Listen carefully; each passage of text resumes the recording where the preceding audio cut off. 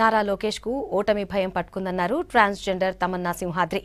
ఇవాళ ఉదయం మంగళగిరిలో నామినేషన్ దాఖలు చేశారు. లోకేష్కు దమ్ముంటే ఎమ్మెల్సీ పదవికి రాజీనామా చేసి ఎమ్మెల్యేగా పోటీ చేయాలని డిమాండ్ చేశారు. సమాజంలో అన్ని పార్టీల అవసరానికి వాడుకున్నారన్నారు తమన్నా సింహాద్రి.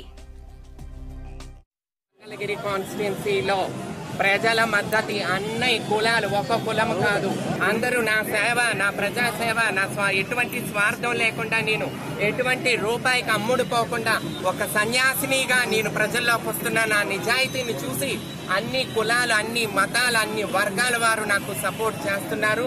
అదే ధైర్యంతో నేను మంగళగిరి ఇస్తున్నాను. రాజకీయ వ్యభిచారం చేస్తున్న రాజకీయ చరిత్రని రూపమార్చడానికి నేను వస్తున్నాను. నేను ప్రజల కోసం వెళ్తున్నాను కాబట్టి రాజకీయ పార్టీలు కాకుండా ఇండిపెండెంట్ గా స్వతంత్ర అభ్యర్థిగా నేను ప్రజల్లోకి వెళ్తానని చెప్పి నేను వాళ్ళకి చెప్పడం జరిగింది. ఆడపిల్లల మీద అగాత్యాలు జరుగుతున్న ఈ ప్రభుత్వాలు కానీ ఎలక్షన్ ముందే ప్రజలకు ముందుకొస్తారు.